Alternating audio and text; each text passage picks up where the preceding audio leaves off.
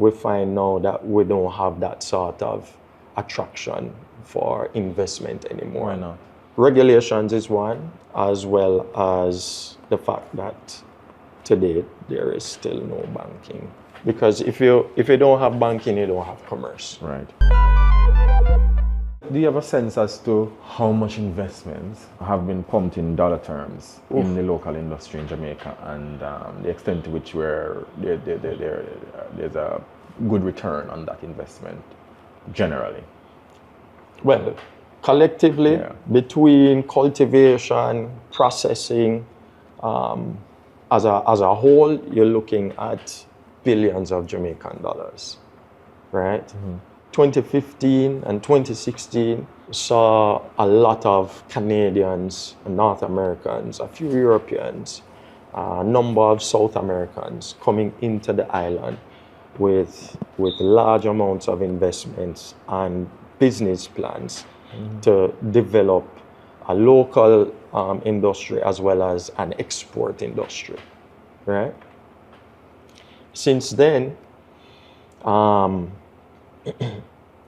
we find now that we don't have that sort of attraction for investment anymore. Why not? You find that based on the regulations is one aspect, as well as the fact that today there is still no banking, right? Right. So that will sort of remain an Achilles heel to the industry prospering. The issue with the banking, for example. Yes. It fundamentally makes the industry less attractive. Absolutely, because if you don't have banking, you don't have commerce. Right. Right. So, what would aid the industry is for the regulator to be more facilitating of the industry, right? So you talk about that in terms of what they could do to bring in the small farmers. What else do you think regulators should be doing, the policymakers, the government generally? What specifically should they be doing, you think, outside of the ADP and so on? Outside of the ADP program, in terms of government? All right. There is no crop insurance for cannabis, right? It's not like you can go to RADA and say, oh, hey, I need some seedlings, right, to put out there. Just like how if you wanted to plant onions or tomatoes or whatever it may be, right? There is no gene pool to say, okay, I want to get into the ganja industry. How can my government assist me in getting started? You can't go and get an agricultural loan, right, to start a cannabis cultivation site or even processing facility, right? Let alone get into research and development, right, to develop value-added products. You want to see the government providing more of these kinds of support? Absolutely, and looking at having tripartite agreements or joint ventures between sacramental, right, as well as research and development players. So while there may be, an option under the regulatory system for, basic research and development, there are other orders that different ministries, right, provide. Now, if there was a system in place, which is something that we've suggested over the years, is to put in something, right, whether it's the alternative development program, whether it's the amnesty, whether it's a moratorium, whatever it may be, right, to say, okay, let's include everybody. Let's make it more inclusive, right? To date, I know that people like to have their privacy. However, we don't know how many licensees there are, We don't know how many of them are operational. A lot of us who have been working together for years, a lot of them have gone belly up, right? For a number of reasons. But I can tell you, my personal experience is that I, as a research and development practitioner in the industry, I have not been able to say, look at a licensee or look at someone in the sacramental space and say, hey, let's sign a tripartite agreement. Let's do a joint venture together. Let me see what the traditional farmer holds. Because what these traditional farmers hold is the golden ticket. They have land-raised strains, right? Strains that have been bred in Jamaica, right? That are Jamaican strains, right? That may possess a profile in it that may one day treat the most severe cancer or, critical condition, right? All right. So we're missing out on that, right? We're also missing out on providing value-added products that can speak to safety and efficacy that can be sold in a pharmacy or a supermarket, right? So we found that, the industry is primarily about, consumer use in terms of recreational, because it's offered through dispensaries or herb houses, right? Yeah. And then there is the issue of imports. There's imported ganja in Jamaica, right? That's competing in our space. Our cannabis industry is not ready yet. Canada has a full functioning ganja industry. They have banking, right?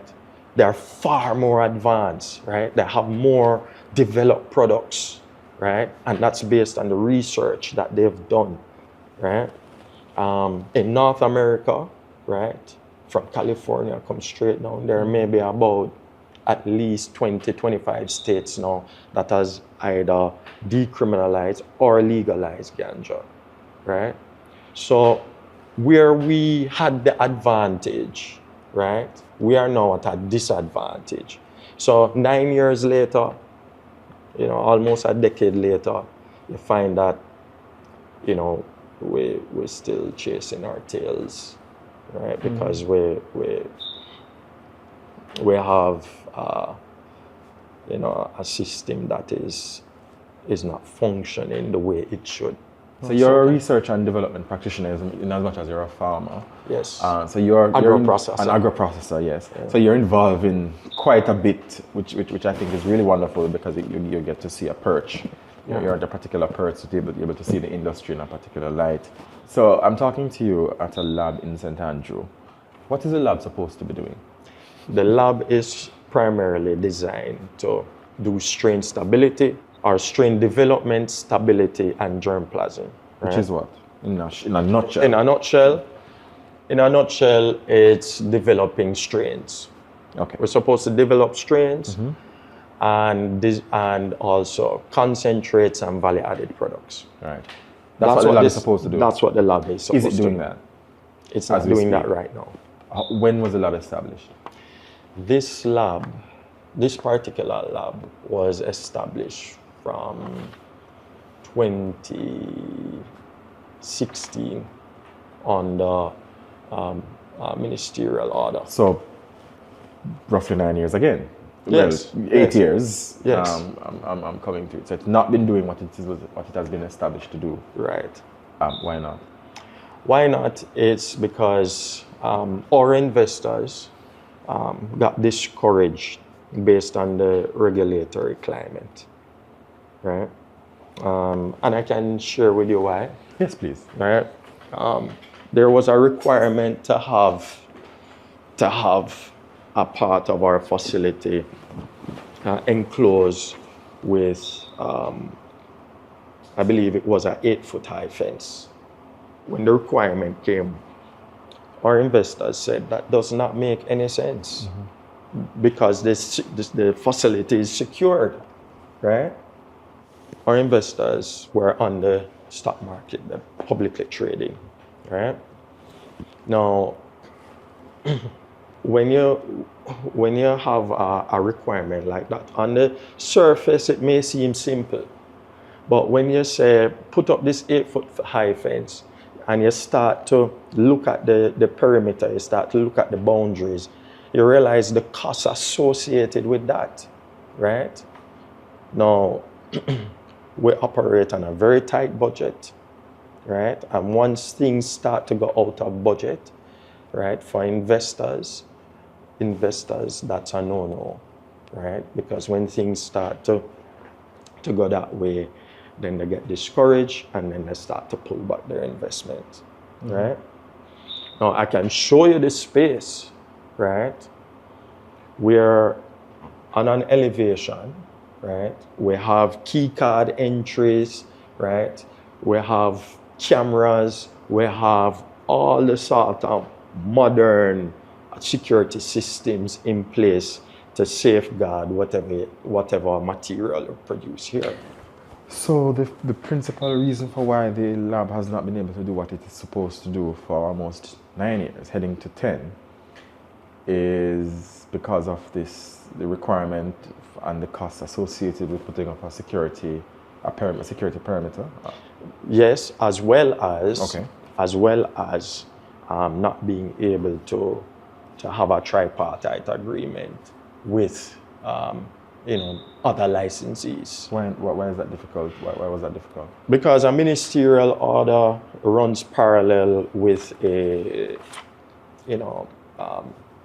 with the regulatory system, right? And you don't have to, be registered with the regulator in order to have a research and development order or a sacramental order. The sacramental order comes through the Ministry of Justice, and I believe now, I think the transition may be taking place now, where orders are provided under the Ministry of Culture now, right? So that's a challenge. So to maintain the order, we have to create some cash flow, right? You can only sell or trade or do business, right, with cannabis only through the regulatory system, right? Because they have their track and trace systems that they need to supply that information to the INCB, right? And we're saying, yes, we're willing to do that, right? Here it is, we have developed products. We have tinctures, teas, balms, that work and speak to safety and efficacy. Right. And let's say, for example, let's say a dispensary or a herb house wants some of these products for white labeling or private labeling.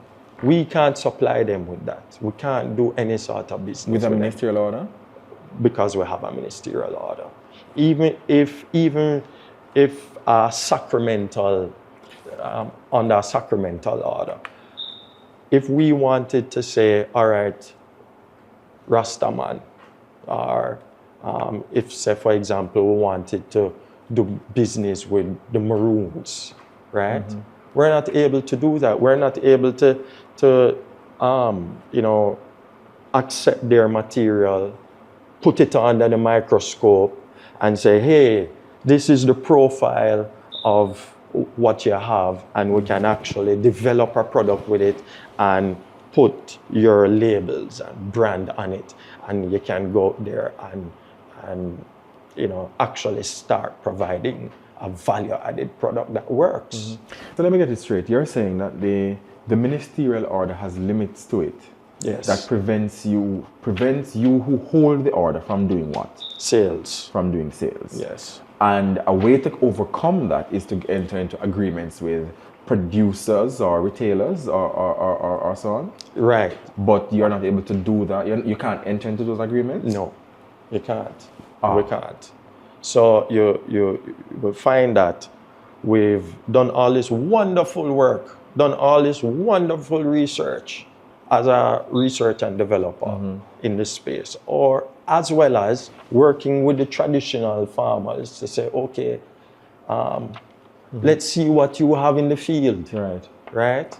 We want to be included into the regulatory system. But the entity, the lab or whatever, would know that these are limitations before seeking the ministerial order. And these are limitations that could affect your further investments or decision to move. But true. However, we understand that we're working with interim regulations. Okay. These aren't set in stone, right? Being an executive member of the GLCA, right? All the licensees have sat down, discussed the plights that we're having, right? And we've taken all of that and said, okay, let's sit with the regulator, highlight the issues that we're having, right? Because we understand that these are interim regulations. So, which means that these can be changed. Right. So the rub of the issue is that we have not transitioned the industry. I say we, I'm not a player in the industry at all, but the industry has not transitioned from this interim state that it is in to a sort of an end stage or final destination of sorts that would allow precisely. And if it is that we should move from an interim state as it is right now and set this in stone, then guess what? We're still not going So how much money was spent to build this lab, to outfit it? How much dollar value in terms of it? How much money is sitting down, not doing anything? Wow, we're looking at millions of US right now. No idea, no specific, no ballpark, no figure. A ballpark I can give you is over $1 million US. So over $1 million US in equipment, etc., in investment are sitting down at this lab, non-performing asset with products already developed, ready for the market. Yes. Right. We're ready to engage traditional farmers, licensees.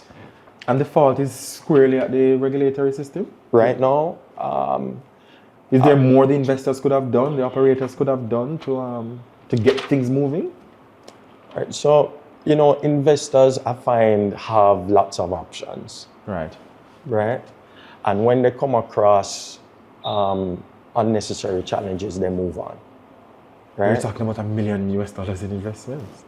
Absolutely. Right. For us, that's a significant sum. Right. But for some investors, that's a drop in the bucket, which shows you the potential of this. When you look at the collective investment, right, it's well over $100 million collectively in the industry, right, with all the practitioners, from cultivators,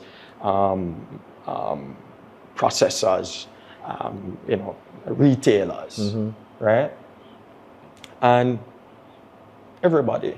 Most of us, and I'm going to say everybody, most of us are struggling, right? Even the retailers have their challenges. You're talking about dispensaries. And so right? I'm being part of, as again, the GLCA, right? When you look at the challenges with the different challenges with the tripartite agreement, right? The challenges with compliance, the challenges with applications, stuff like that.